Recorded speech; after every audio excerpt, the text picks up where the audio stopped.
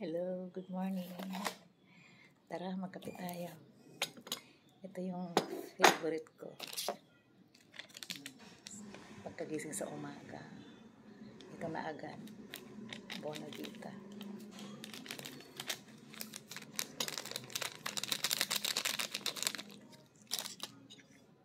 Nagustuhan ko yung lasa niya. Saka mula nung ininom ko to, gumanda na yung pag-ihi ko. Mayroon kasi akong gallbladder stones and at the same time kidney stones.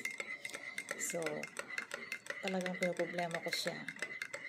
Kasi iba yung kulay ng ihi ko eh, parang tsaa. So, nung nag-start akong uminom nito, ito na ang ginagawa kong kape araw-araw. Gumanda yung kulay ng ihi ko. Bumalik sa normal.